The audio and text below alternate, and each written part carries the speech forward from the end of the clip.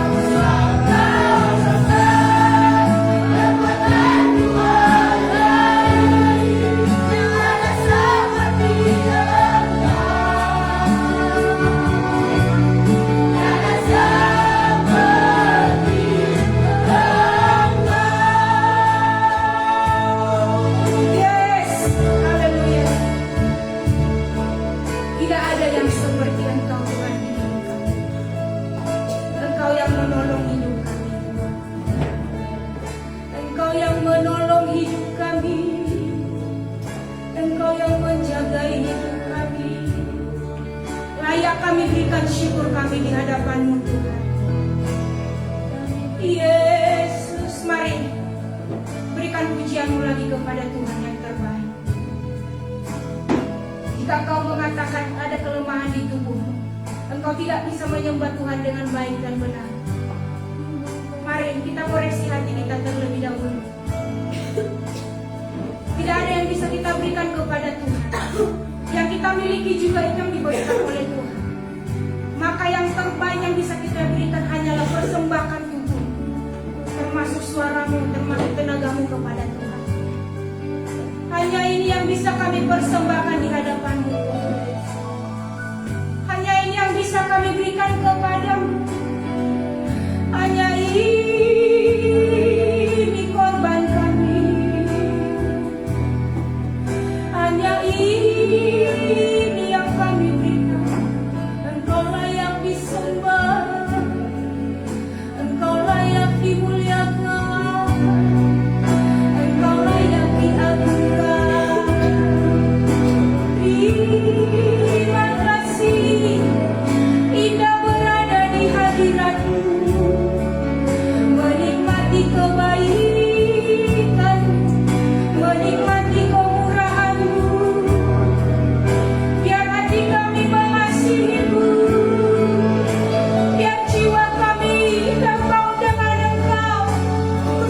Kesukaan kami beribadah kepada-Mu, kesukaan kami menyembah-Mu, keinginan kami bersekutu dengan Engkau. Biar kami boleh mengurangi kesibukan kami di dunia ini. Saat kami datang ke hadirat-Mu, kami boleh mempersembahkan yang terbaik, Tuhan. Terima kasih, Yesus. Engkau ajaib, Engkau mulia. Kami memandang wajah-Mu, Tuhan. Kami memandang hadirat-Mu. Kami memandang Engkau, Tuhan. Kami mau lebih lagi bersekutu dengan Engkau, supaya hati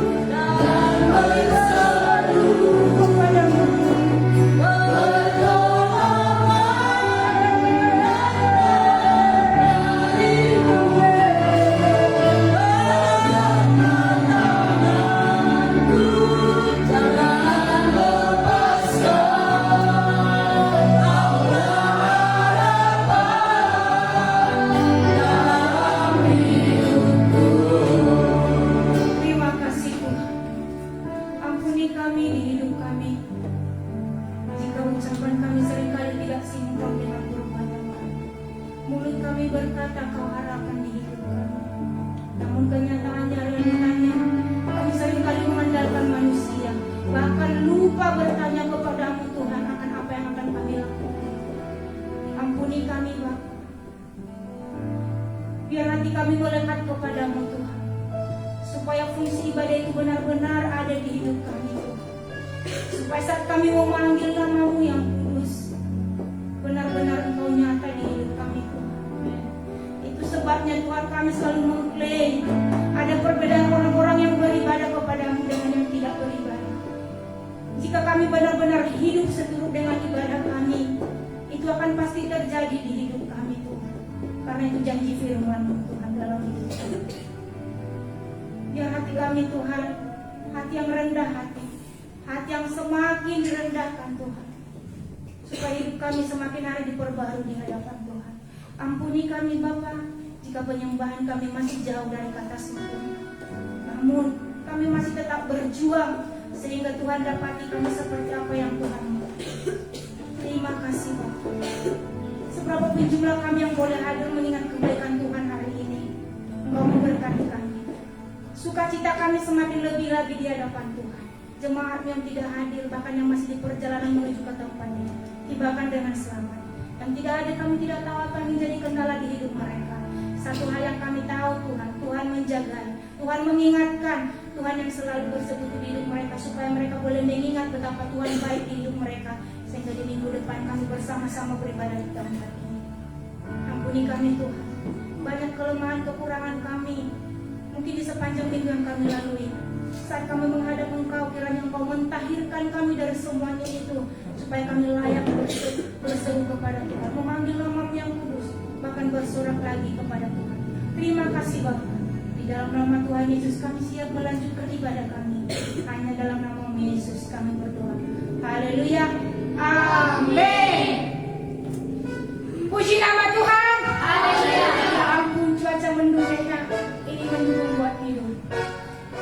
Sepertinya dari kelihatan dari ekspresi wajahnya. Puji nama Tuhan. Puji nama Tuhan.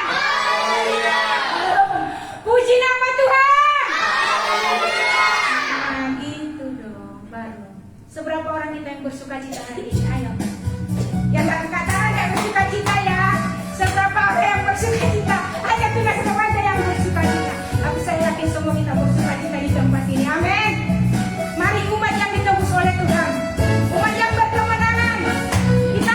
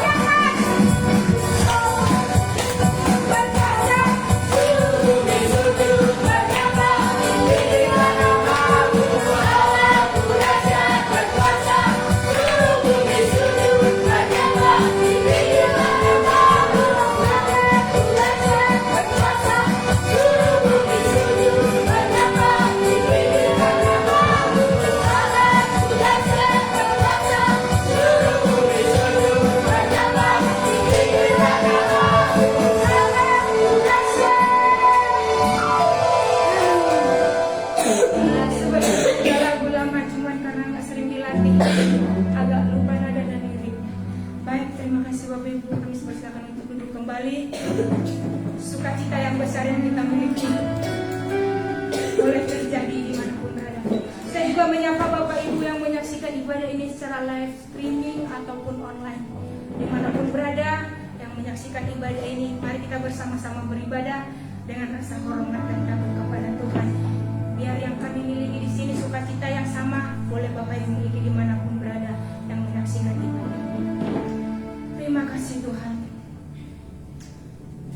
Kami telah bersorak-sorak memuji nama Tuhan. Kami telah mengagungkan nama Tuhan. Biar posisi hati kami tetap posisi menyembah. Sehingga saat kami mendengarkan firman, ada kuasa, ada urapan baru yang turun dari surga. Setiap firman-Mu yang kami dengar, biar kami dapat melaksanakannya Tuhan. Supaya kami jangan menjadi orang yang hanya pendengar, tapi kami juga harus menjadi pelaku firman Tuhan. Itu yang Tuhan mau di hidup kami terjadi. Terpujilah nama-Mu, berkati hamba-Mu, otoritas marifat yang daripada surga, biar menjadi milik hamba-Mu dalam menyampaikan firman-Mu. Terima kasih Tuhan Yesus. Mari Bapak Ibu, kita sambut firman Tuhan. Kita akan pujian, kita katakan firman-Mu berkata kau bersatu.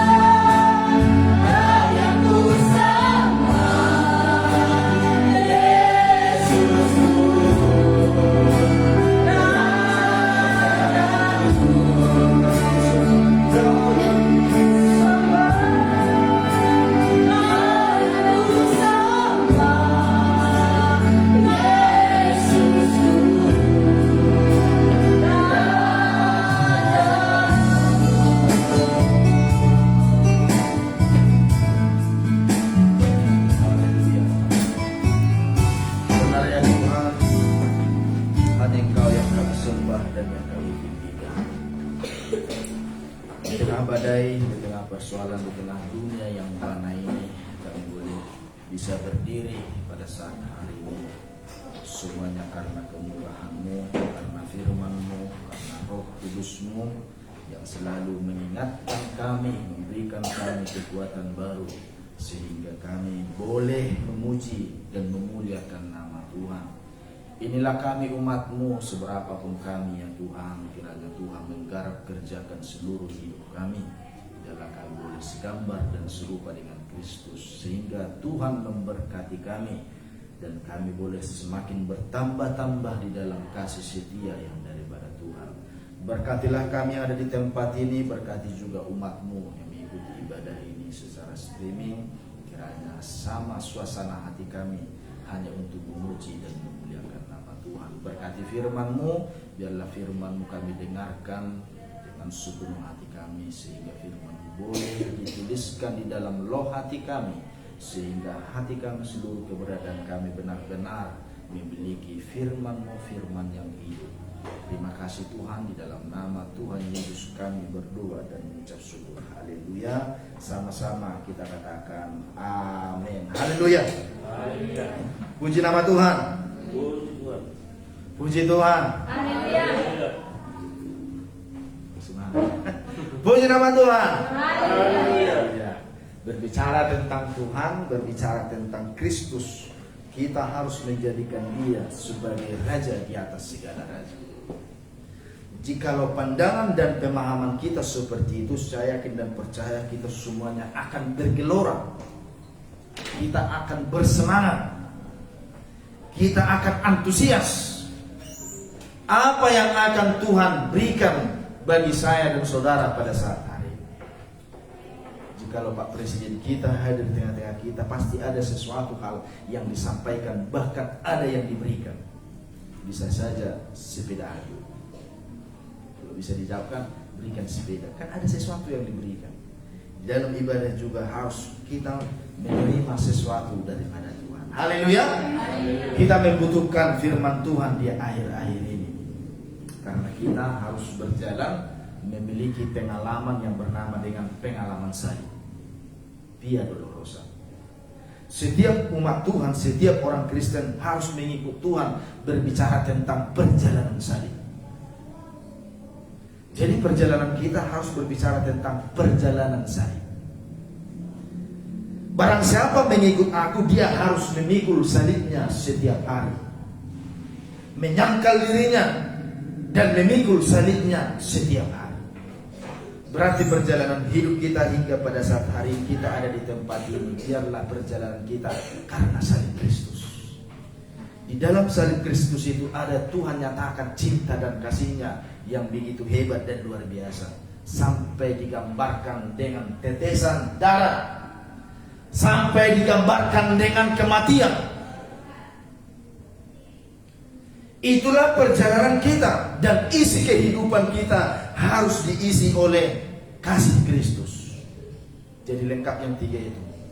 Kita membutuhkan kabar baik, yaitu firman Tuhan. Supaya apa? Supaya di saat kita berjalan di dalam perjalanan salib itu, kita semakin dikuatkan, dan isi kehidupan kita diisi oleh kasih yang daripada Kristus. Itulah orang yang diselamatkan oleh Tuhan, karena firman Tuhan itu menjadi kebutuhan bagi kita. Supaya apa? Mungkin yang selama ini ada perjalanan, ada konsep hidup kita yang salah, diluruskan oleh firman. Jangan pertahankan sesuatu hal yang salah. Haleluya. Seringkali juga dipertahankan. Sudah pasti dan sudah tahu itu adalah perjalanan yang salah, dipertahankan. Walaupun siapapun yang berbicara, yang mengatakan sesuatu hal yang bertentangan dengan firman Tuhan, jangan engkau ikuti. Itu yang membuat saya dan saudara tidak bisa berjalan di dalam jalan salib Kristus. Kalau kita pertahankan jalan kita, jalan yang selama ini kita anggap benar padahal salah itu, mana mungkin kita bisa dibawa kepada destininya Tuhan, tujuannya Tuhan, ke tanah perjanjian, kepada kerajaan surga. Jadi siapapun yang berperkatakan, dan apapun bentuknya, seperti apapun jabatannya, jikalau lari daripada konsep kebenaran firman Tuhan, jangan ikuti. Haleluya. Haleluya. Supaya apa? Supaya kita semakin terus diberikan kekuatan untuk berjalan di dalam jalan salib itu. Memang kalau di otak-atik salib itu kan enak, ada itu ilustrasi ya, biar agak kencang dia dipotong salibnya sehingga plusnya sama, ya enak dibawa kan. Salib itu kadang kan lebih panjang di bawah, jadi susah bawa. Sehingga di jurang maut salib itulah yang pas ukurannya. Pernah lihat itu kan? Karena udah dipotong, bagaimana saya melewati ini? Sehingga memang waktu pergerakan pertama dia berlari begitu kencang, diperhadapkan dengan suasana keadaan tepat seperti salib itu, tidak bisa.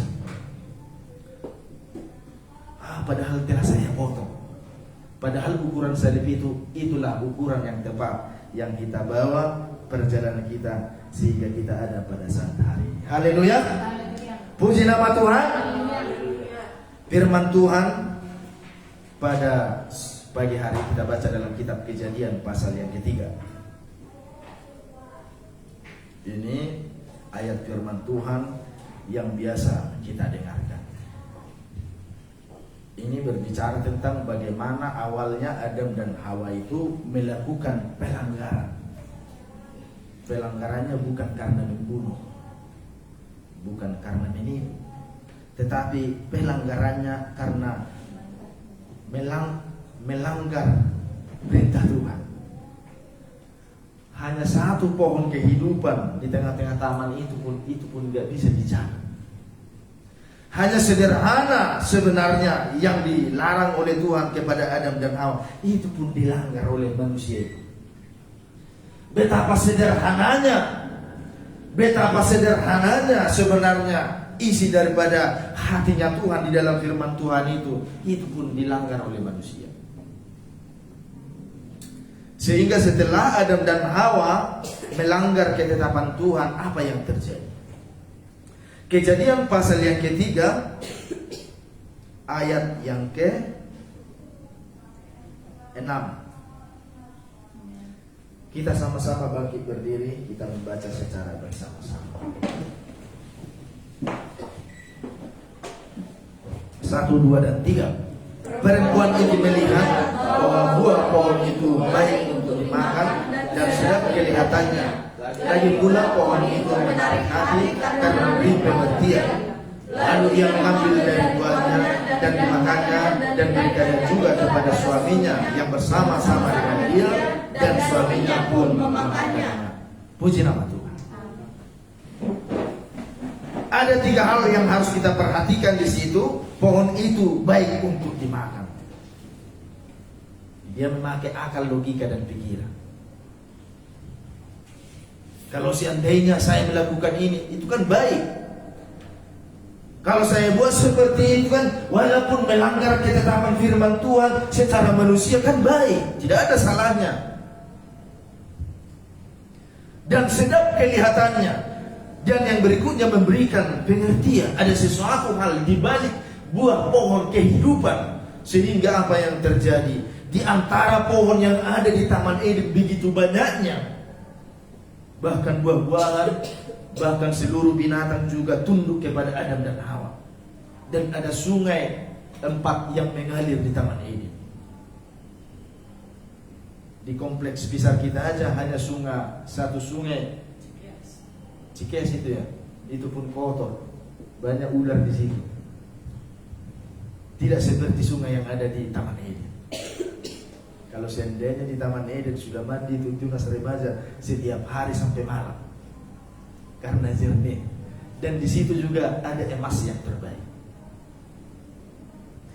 Begitu nikmatnya, begitu bahagianya, begitu segala sesuatu mereka nikmati apa fasilitas yang Tuhan berikan kepada manusia itu. Hanya satu pohon pun tidak bisa ditahan mulut itu. Langsung ditumpul. Sehingga apa yang terjadi? Di ayat 8, ketika mereka mendengar bunyi langkah Tuhan Allah yang berjalan-jalan dalam taman itu pada waktu hari sejuk, bersembunyilah manusia dan istrinya itu terhadap Tuhan Allah di antara pohon-pohonan dalam taman. Langkah pertama yang dilakukan oleh manusia yang melanggar ketetapan Tuhan adalah bersembunyi. Sama seperti penjahat, jikalau dia sudah membunuh orang, pertama tindakannya adalah bersembunyi. Betul atau tidak? Atau mempertunjukkan, Pak Kapolri, saya telah membunuh si Brigadir J, inilah aku. Siapa? Mau kau penjara? Ku penjara kau, tidak mungkin, kata keadaan sekarang. Tetapi dia membuat strategi supaya apa? Supaya bersembunyi. Jadi manusia juga secara rohani juga, jikalau melakukan dosa dan pelanggaran, yang pertama yang dikerjakan adalah bersembunyi. Tetapi jikalau kita mengerti firman Tuhan, jangan kita bersembunyi. Sebab penghukuman dunia dengan penghukuman surga berbeda. Penghukuman dunia ini, yakni penjara. Tuhan itu tidak seperti itu. Diberikan perpanjangan waktu. Semerah apapun dosamu, bahkan semerah daun kirmisi, akan dijadikannya putih. Dan ada sarana yang Tuhan berikan bagi saya dan saudara, supaya dosa kita yang begitu merah itu, yang begitu menyeramkan itu, bisa dipulihkan kembali. Ada darah Yesus, ada kuasa firman-Nya, ada tanda penebusan. Itulah kasih dan kebaikan Tuhan bagi saya dan saudara. Tetapi yang menjadi masalah kekristenan, apalagi di akhir zaman ini, banyak bersembunyi di hadapan Tuhan. Haleluya. Bisa saja orang yang beribadah di dalam gereja melakukan pelanggaran kepada Tuhan, tetapi masih bersembunyi. Karena dikatakan di sini di ayat yang ke-8, di antara pohon-pohonan di dalam taman. Pohon-pohon yang ada di dalam taman itu adalah pohon-pohon tanam-tanaman yang bisa dimakan. Itu berbicara tentang firman Tuhan. Banyak orang bersembunyi di antara ayat demi ayat firman Tuhan. Tidak sepertinya firman Tuhan dibalikkan lagi, diputar lagi, seperti si Adam dan si Hawa ini. Makanya hati-hati, kita benar-benar membutuhkan firman kabar baik, yaitu firman Tuhan itu. Supaya apa? Supaya saat kita berjalan di dalam jalan-jalan Tuhan, kita semakin diterangi. Firman-Mu pelita bagi kakiku, terang bagi jalanku. Bisa aja bertahun-tahun beribadah kepada Tuhan, tetapi bersembunyi di antara pohon-pohon yang ada di dalam taman itu. Taman berbicara tentang ibadah di dalam bait Allah, di dalam gereja itu sendiri. Makanya pastikan kita yang ada di tempat ini, di saat kita beribadah kepada Tuhan, biarlah kita tersungkur di hadapan Tuhan, mengakui segala kekurangan, kelemahan, supaya apa? Supaya kita semakin ditahirkan dan disucikan oleh Tuhan. Jangan kita pergunakan ayat demi ayat yang ada dalam firman Tuhan ini sebagai pembelaan bagi kita. Itu yang berbahaya. Apalagi yang mengerti firman, apalagi yang mengerti dan yang menyampaikan firman Tuhan seperti saya, rawan dan berbahaya. Haleluya. Apalagi mau belgadang na minuto, dang nataran nasihat ini. Baru kemarin kau jadi orang Kristen, langsung kau bercengitayau katanya. Udah bersembunyi di antara pohon-pohon yang ada di dalam taman itu. Haleluya. Yang berikutnya, di manakah manusia bersembunyi? Di antara pujian yang berbalas-balasan. Kalau kita telah dan perhatikan di dalam kitab Keluaran pasal 32, waktu Musa menerima 2 loh batu yang ditulisi oleh jari-jari Allah, pada saat itu bangsa Israel membuat anak lembu emas. Apa yang terjadi di situ? Mereka menari-nari, mereka bersukacita, mereka berbahagia, beribadah pada saat itu. Tetapi arah ibadah dan sukacita mereka bukan kepada Tuhan. Di dalam ibadah, di dalam gereja juga, hati-hati hal yang seperti itu. Bisa saja manusia bersembunyi di antara pujian dan pujian kepada Tuhan, tetapi hatinya tertuju kepada yang lain. Tetapi hatinya tertuju kepada hal-hal yang ada di dalam dunia ini. Jika engkau menaruh pengharapanmu kepada Kristus hanya di dalam dunia ini, engkau adalah manusia yang paling malang. Bisa saja manusia datang beribadah kepada Tuhan, tetapi tujuannya supaya mendapatkan A, B, dan C. Memang tidak salah. Saya juga pengen tahun depan saya bermobil Pajero Silver. Dakar 4x4 Ultimate kan gitu. Supaya lebih kencang gasnya. Tidak seperti Pajero kita yang tahun 2011. Udah 11 tahun ngeluh aja. Pak Renal juga pengen. Tapi mungkin Pak Renal guling almas lah. Karena dia cinta guling dan sudah dinikmati guling itu. Enak rumahnya katanya. Haleluya. Haleluya. Jadi pujian kita, ibadah kita, datang kita beribadah kepada Tuhan, jangan arahnya kepada hal-hal yang secara lahiriah. Bahkan dikatakan di situ mereka bernyanyi berbalas-balasan, puji Dia, oh, oh, oh, kata si Bang Jeremia, dalam tempat kudusnya, oh, oh, oh. Tetapi arah hatinya bukan kepada Yesus Kristus. Itu namanya bersembunyi. Haleluya. Mantap ini bersembunyi. Jadi saya dan saudara, kita yang menerima firman kabar baik itu, jangan kita bersembunyi. Kalau kita datang beribadah kepada Tuhan, ini aku Tuhan.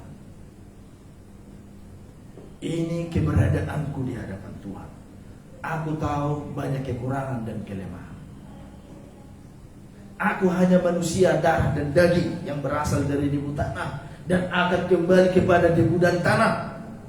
Jikalau masih ada napas yang kuhirup pada saat hari ini, jikalau debu tanah itu masih menempel dalam tubuhku ini, biarlah itu kesempatan bagi saya untuk mengerjakan keselamatan di hadapan Tuhan. Semuanya kita yang ada di tempat ini telah ditebus oleh Tuhan. Percayakah saudara itu? Makanya kita menjadi orang Kristen. Tetapi penebusan itu tidak cukup. Yang tadinya Adam dan Hawa melanggar ketetapan Tuhan, mereka dilemparkan dari Taman Eden ke dalam dunia ini. Gambar dan rupa mereka telah berubah menjadi gambar dan rupa daripada si ular. Setelah ditebus oleh Tuhan, tidak ada lagi gambar daripada si ular, tetapi gambarnya masih polos. Mengerti sampai di situ? Sampai di manakah tanda penebusan itu? Mengubahkan yang tadinya gambar kita, gambar daripada si iblis.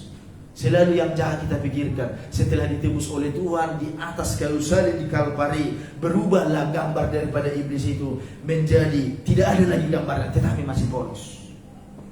Itu sama dan digambarkan seperti bayi yang baru lahir, masih polos. Mengerti sampai di situ? Sebenarnya semua orang Kristen yang mengaku Yesus adalah Tuhan, yang percaya di dalam hati, mengaku melalui mulutnya, itu sudah diselamatkan, itu sudah memiliki tanda penebusan. Tetapi tanda penebusan itu harus dikerjakan. Makanya Filipi pasal 2 ayat 12 dikatakan, hai saudara-saudara yang kekasih, karena itu kamu telah selamat, karena itu kerjakanlah keselamatanmu dengan takut dan gentar. Jadi tanda penebusan yang kita miliki itu harus dikerjakan, harus diukir, harus dipaham. Kalau kita perhatikan Keluaran pasal 32, pertama kali kedua loh batu itu siapa yang menulis? Keluaran pasal 31 ayat terakhir dikatakan yang ditulis oleh jari Allah sendiri. Ditulis Tuhan dengan jarinya sendiri. Tetapi waktu Tuhan turun dilihat mereka menyembah anak lembu emas, Musa marah. Sehingga dilemparkanlah batu yang ditulis jari Allah sendiri, pecah. Sehingga apa yang terjadi? Seharusnya dimurkai Tuhan bangsa Israel pada saat itu. Aku akan membinasakan mereka. Mereka telah menyakiti hatiku. Apa kekuranganku kepada mereka? Yang tadinya mereka diperbudak di tanah Mesir selama 430 tahun. Karena 40 hari aku mempersiapkan engkau, hai hambaku Musa. Mereka tidak sabar lagi.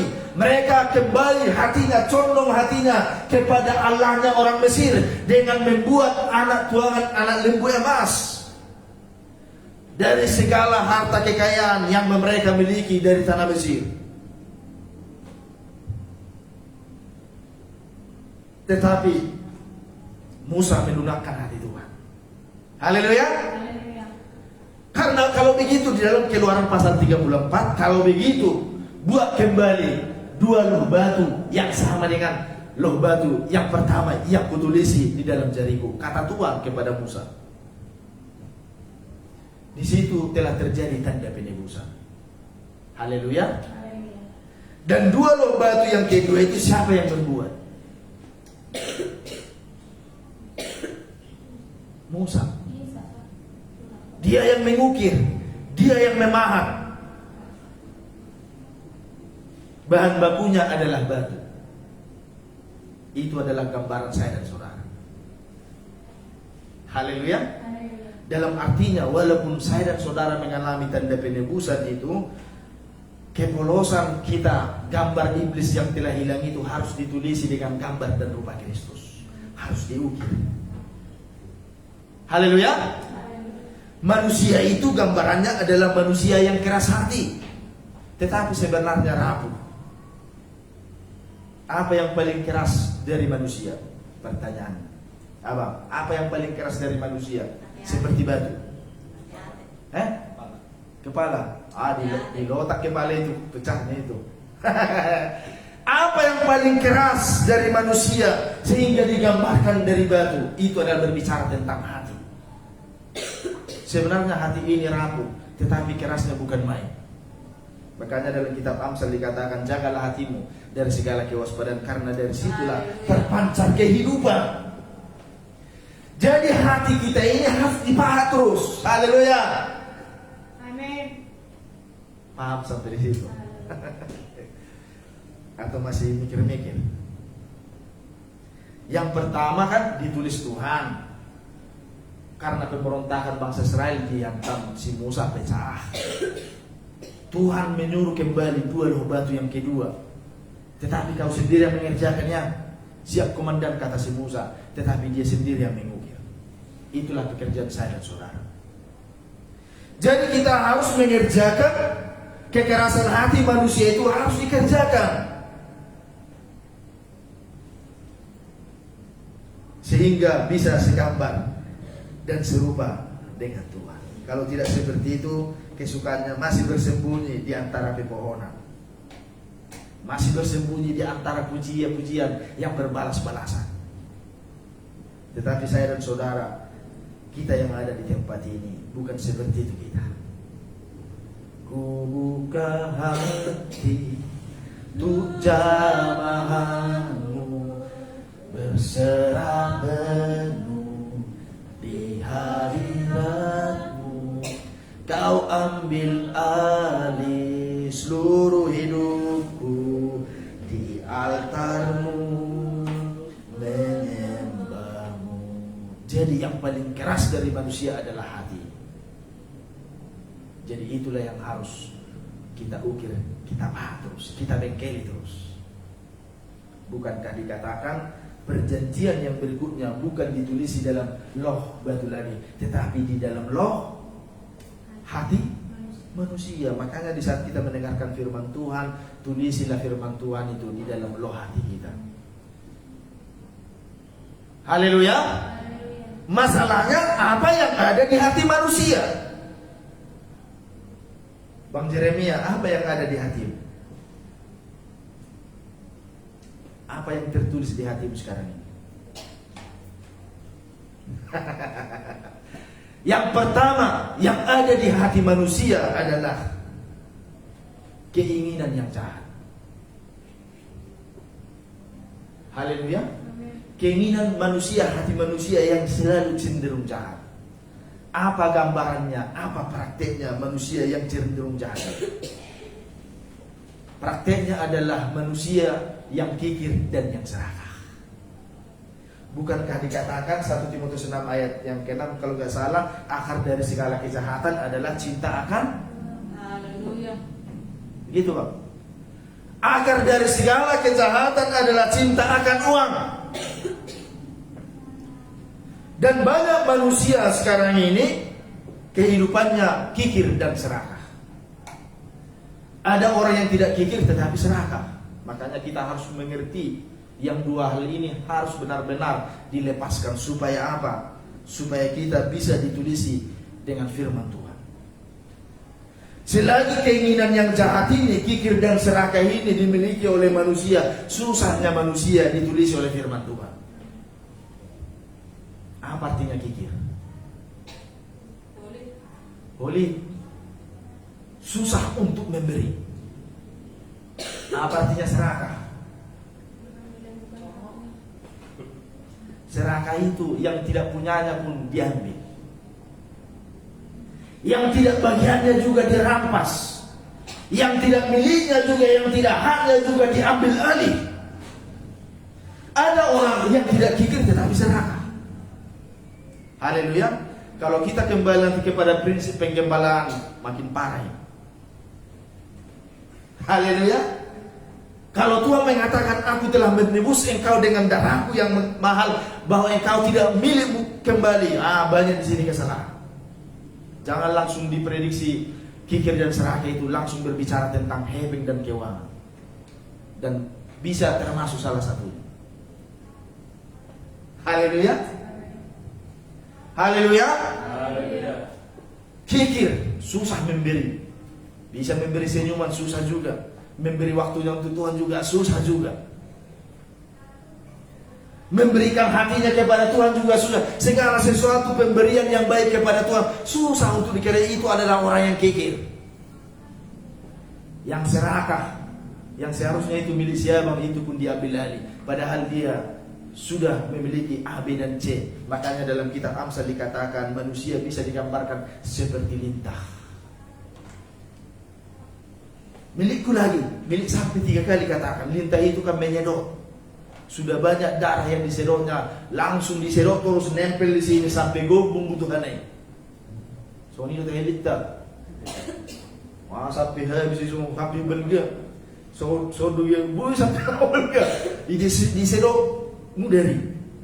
Itu gambaran orang yang serakah. Padahal miliknya sudah ada ketentuannya. Puji nama Tuhan. Dan saya tidak mau terpanjang lebih dalam lagi. Itu yang pertama, keinginan jahat bukan karena sedikit atau banyaknya, tetapi masalah prosedur. Haleluya. Dalam gereja juga, dalam ibadah dan pelayan juga seringkali kena yang seperti ini. Itu sama dengan orang yang jahat, yang tidak mau dikikir hatinya. Kalau kita perhatikan sekarang, apalagi tahun 2024 nanti terjadi pemilu, bahaya. Yang seharusnya pilihannya kepada Ganjar Pranowo bisa itu berubah kepada Anies Baswedan yang sangat ganteng. Ganteng dari kamu Anies Baswedan.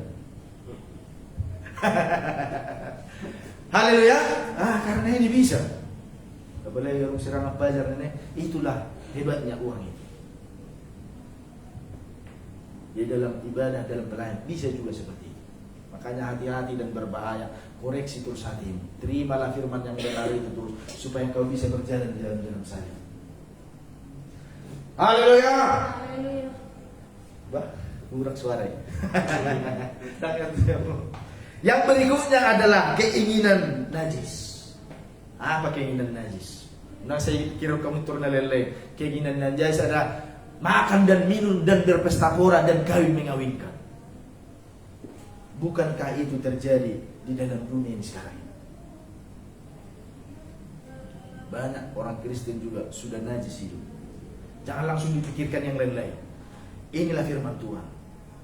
Makan dan minum seperti pada saat kejadian di dalam masanya Lot. Biar kami bertemu dengan dia supaya kami pakai dia. Berbahaya. Pada saat itu manusia cenderung jahat, makan dan minum, kawin dan mengawinkan. Salah prosedurnya. Ini juga harus dipahami. Kedua loh batu yang kedua harus benar-benar dibahas sama persis, sama seperti yang ditulis oleh Tuhan, yang diterima oleh Musa di Gunung Sinai.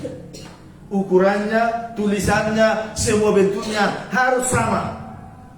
Itulah tugas saya dan saudara. Batu, hati harus dikoreksi terus. Yang berikutnya adalah kepahitan hati. Sedikit nggak orang yang memiliki kepahitan hati. Ini berbahaya ini. Terjadi kepahitan, ada iri hati, kebencian, dendam, bahkan kebencian tanpa alasan. Kalau Anda melihat orang yang membenci tidak ada alasannya, itu adalah gambaran daripada setan. Tidak ada alasan membenci seseorang. Ini berbahaya ini. Dan sekalipun berada di gereja, pasti ini bersembunyi. Haleluya. Keluarlah engkau dari persembunyian. Nyatakanlah, ini aku Tuhan, selama ini aku bersembunyi. Ini keberadaanmu. Baru pahatlah hidupku Tuhan, sesuai dengan firman. Itulah orang yang berkenan di hadapan Tuhan, yang bisa melihat dan memahami jalan-jalannya Tuhan.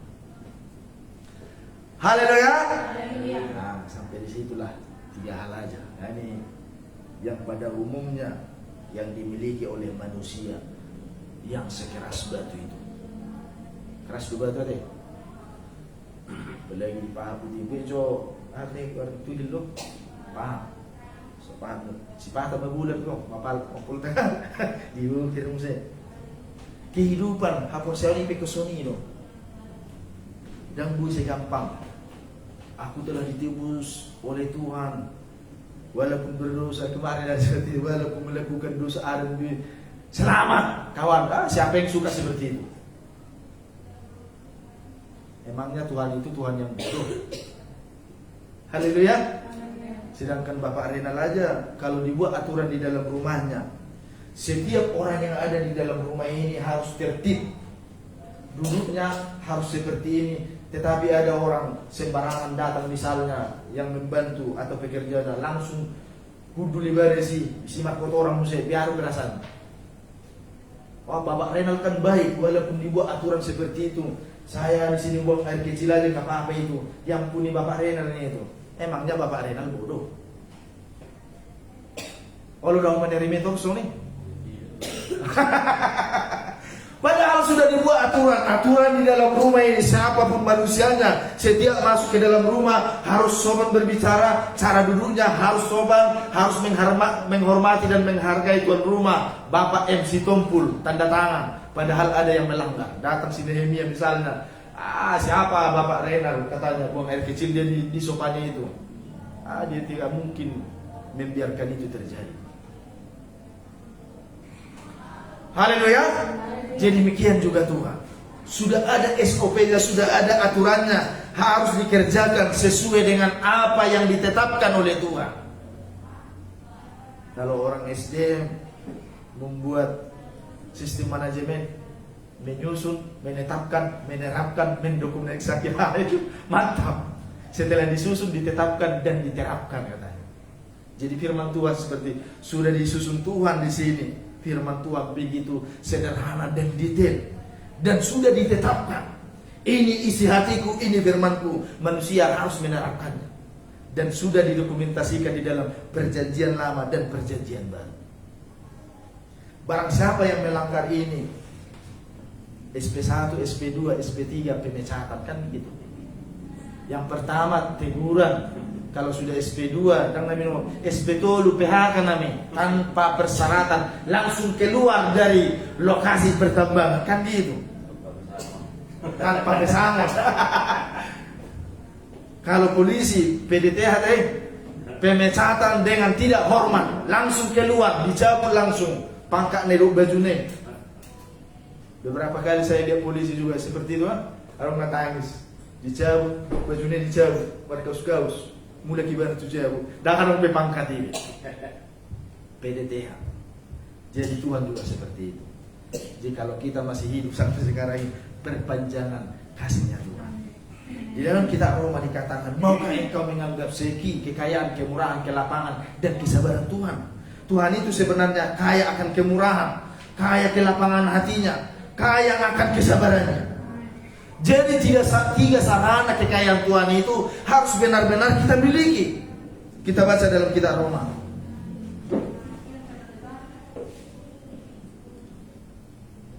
Jadi walaupun dia sabar dan kaya, harus ada juga prosedurnya. Haleluya. Kita baca Roma supaya jelas. Roma pasal berapa? Yang pasal 2 kalau nggak salah.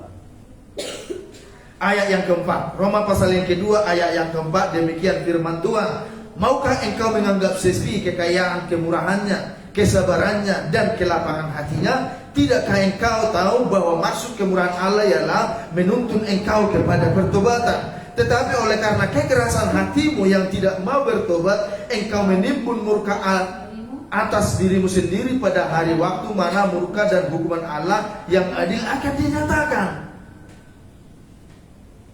Jadi Tuhan itu kaya akan kemurahan, kaya akan kelapangan hati, kaya akan kesabaran. Tetapi kekayaan Tuhan itu jangan dipermainkan. Jangan sampai menimbun murka atas dirimu sendiri. Namanya juga ditimbun. Kalau saudara juga ditimbun sampah, tidak akan mungkin saudara senang di sini.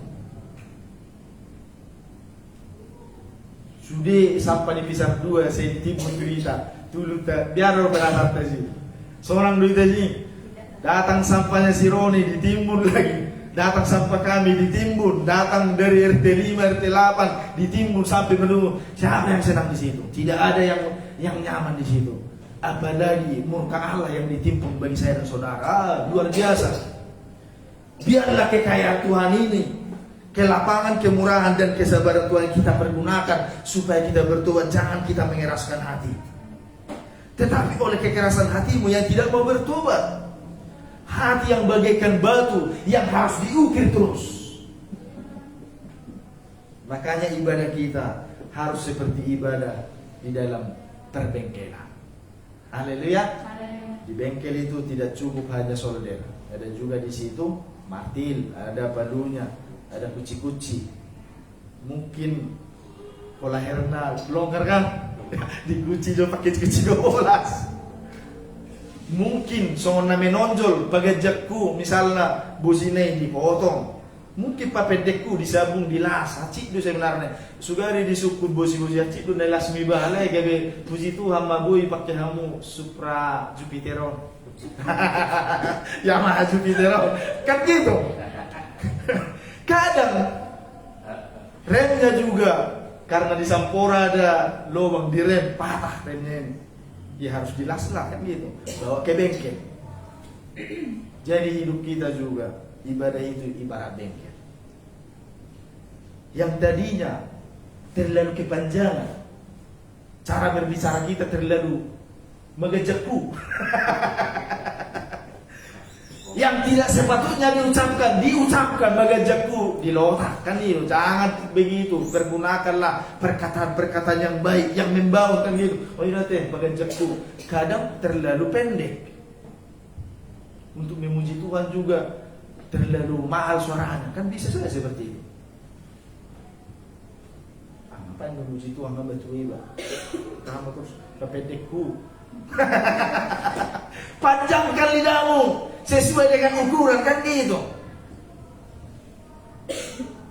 Atau ukuran di baju, harus dapat gajakmu, makanya harus diukur semuanya. Di mana itu diukur? Di dalam ibadah, di dalam perbengkelan ibadah. Makanya di saat saya dan saudara beribadah, jangan hatimu kemana-mana. Susah itu. Kalau seandainya Anda pergi ke tukang jahit, Pak, jahitkan dulu baju saya yang paling bagus, harganya 2 juta. Tetapi Anda saya ingin diukur tanganmu, senamu bisa saja lari ukurannya. Ukur dulu Pak. Ukur dulu kakinya berapa panjangnya. Sebenarnya kira-kira kamu bisa lari ukuran, bisa kependekan, bisa kepanjangan. Di dalam ibadah juga harus seperti itu. Makanya konsep hatimu jangan kemana-mana. Kalau memuji Tuhan lah. Kalau menyembah Tuhan. Kalau mendengarkan firman Tuhan, dengarkanlah firman Tuhan itu. Jangan hatimu kemana-mana. Bisa saja nanti salah ukuran. Bapak-bapak dan ibu-ibu salah ukuran. Seandainya baju saudara gantung di sini, Anda ke pesta, bagaimana perasaan saudara?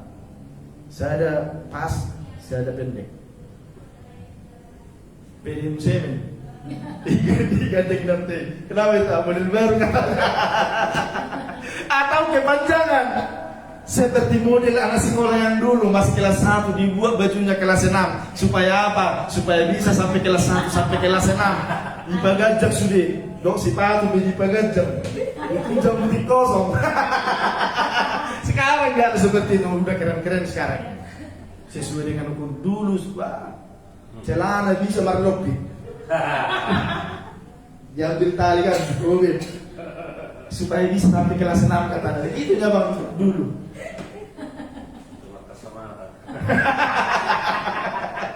Kacamata seperti zaman dulu ya.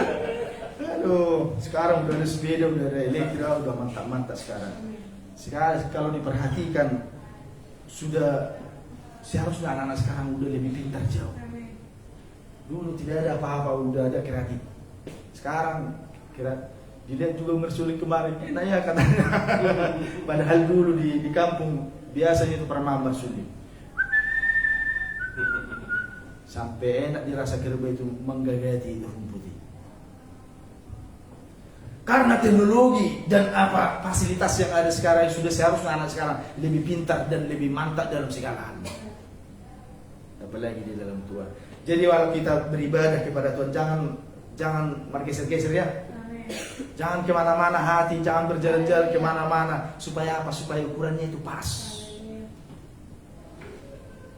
Bisa aja leher itu baling. Pernah saya menjahit kemeja baling di sini. Di sini lebar, di sini pendek. Ada piano. Itu mungkin tukang jahit tidak profesional. Ya, bisa saja saya diam. Kan gitu, tetapi Tuhan kita kan firman tidak mungkin tidak profesional. Apa yang ada di sini isi hati Tuhan semuanya sudah sesuai dengan standar kerajaan surga. Tinggal manusianya itu apakah mau dipahat dan diukir dan dikerjakan sesuai dengan standar dan SOP yang ditetapkan oleh Tuhan sendiri. Haleluya. Sehingga semuanya kita bisa cakap-cakap, ganteng dan cantik-cantik semua di hadapan Tuhan. Haleluya. Jadi intinya di sini kita harus sudah siap dikerjakan dan dipahat. Yang pertama yang dipahat yang paling keras adalah hati manusia, keinginan jahat, keinginan najis dan juga tadi apa itu? Kepahitan di dalam hati. Nah, bahaya nih. Kalau terjadi kepahitan di dalam hati, susahnya ada firman Tuhan masuk. Selalu dilawan terus. Apa dokon ini dilawan terus. Haleluya. Ada iri hati dan kebencian tidak akan mungkin, susah itu masuk. Jadi biarlah kita di tempat ini kita semuanya masuk ukuran daripada Tuhan. Demikianlah firman Tuhan. Tuhan Yesus kepala gereja yang memberkati dan yang mengasihi kita. Kita menyembah kepada Tuhan.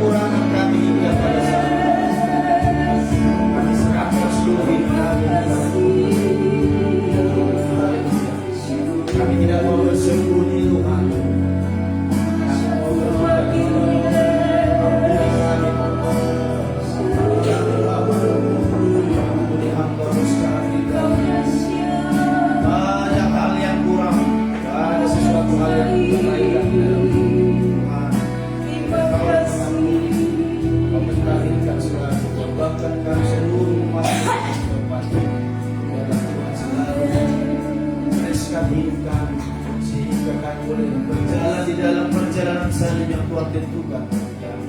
Dan hidup kami selalu diisi oleh kasih yang daripada Tuhan. Terima kasih Bapa di Bapa, terima kasih Tuhan. Tuliskanlah hidup dalam roh hati kami, tuliskanlah hidup dalam roh hati kami, sehingga kami bersyukur dan selalu bersyukur dalam nama Tuhan Yesus. Kami berdoa dan ucap syukur. Haleluya. Amin. Amin.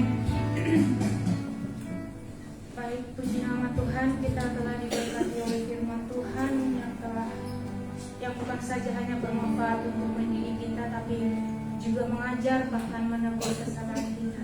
Karena kita di akhir zaman ini adalah surat Kristus yang hidup. Apa itu surat Kristus yang hidup? Kalau dulu diukir di loh batu, kalau sekarang Tuhan mengukir di dalam hati kita supaya orang boleh melihat kita, melihat perbuatan kita, sehingga orang juga boleh membaca. Puji nama Tuhan. Baik, sebentar kita akan mengulurkan tangan kita untuk memberikan persembahan kita. Kita berikan yang terbaik kepada Tuhan. Bapa, kami bersyukur Tuhan, kami telah mendengarkan firman. Sebentar kami akan sebentar kami akan mengulurkan tangan kami Tuhan, untuk mendukung pekerjaan Tuhan. Apapun yang kami berikan, baik itu berupa uluran tangan kami, persembahan kami, bahkan Tuhan perpuluhan kami, bahkan juga ucapan syukur kami, semua kami berikan untuk mendukung pekerjaan Tuhan. Tuhan telah memberkati kami, maka kami siap juga diberkati oleh Tuhan melalui uluran tangan kami. Di dalam nama Tuhan Yesus kami berdoa. Haleluya. Amin.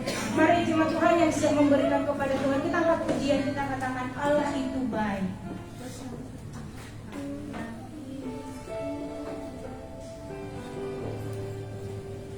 setia.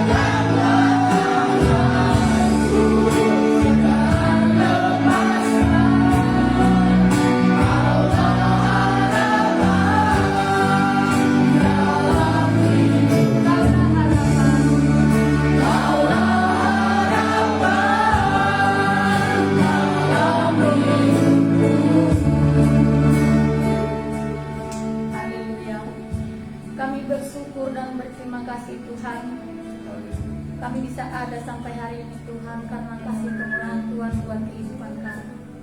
Terima kasih Tuhan Yesus, Engkau sungguh baik, amat baik bagi Tuhan. Terima kasih Bapa, kami telah menyanyikan lagu pujian kami di rumah kami. Biarlah Tuhan pujian kami pujian yang berkenan di hadapan Tuhan. Terima kasih Tuhan Yesus yang telah memberikan kami nafas kehidupan sampai hari ini Tuhan. Biarlah Tuhan di sisa hidup kami ini Tuhan, kami semakin bisa berkenan di hadapan Tuhan. Biar kami Tuhan bisa beribadah Tuhan, beribadah yang tidak sia-sia di hadapan Tuhan. Kami bisa mempergunakan sisa hidup kami ini Tuhan, untuk kami lebih mengenal-Mu lagi Tuhan. Terima kasih Tuhan Yesus atas firman yang kami dengarkan pada hari ini Tuhan, yang mengingatkan kami Tuhan untuk tidak bersembunyi di dalam kelemahan kami Tuhan, tapi kami menampakkan diri di dalam keberadaan kami untuk kami lagi lebih mengerti jalan-jalan Tuhan. Terima kasih Tuhan Yesus, terima kasih Tuhan. Biarlah kami Tuhan orang-orang yang bukan sandal pendengar firman-Mu Tuhan, tapi kami sebagai pelaku firman-Mu Tuhan. Terima kasih Tuhan buat Bapak Pendeta kami juga Tuhan, kiranya Tuhan memberkati keluarganya Tuhan. Tuhan memberikan hikmat lagi kepadanya Tuhan, untuk kami dapat menerima pengajaran yang dari Dia Tuhan, untuk kami lebih lagi mengerti akan ajaran firman Tuhan. Terima kasih Tuhan Yesus, terima kasih Bapa, seberapa pun kami yang datang pada hari ini Tuhan, kami percaya Tuhan ada di tengah-tengah kami Tuhan, yang selalu ada di dalam setiap persoalan seperti kehidupan kami Tuhan. Engkau ada Tuhan bersama-sama dengan kami Tuhan, biar kami selalu berpengharapan selalu kepada-Mu Bapa. Terima kasih Tuhan Yesus, terima kasih Bapa. Pada hari ini juga Tuhan, banyak teman-teman kami, jemaat kami yang mungkin pada saat ini kami tidak tahu apa yang terjadi kepada mereka Tuhan. Kiranya Tuhan yang membukakan pintu hati mereka Tuhan, untuk kami dapat bersama-sama beribadah dengan kami Tuhan. Kalau memang karena sakit Tuhan, Tuhanlah yang penyembuh kepada mereka Tuhan. Terima kasih Tuhan Yesus, terima kasih Bapa. Kami juga berdoa buat anak-anak kami Tuhan, dari sekolah minggu tunas remaja Tuhan. Atas mereka Tuhan selalu orang-orang anak-anak yang selalu takut akan Tuhan. Mereka selalu ingin mengerti dengan lebih lagi tentang ajaran Tuhan. Terima kasih Tuhan, terima kasih Bapa. Kami juga berdoa buat bangsa dan negara ini Tuhan.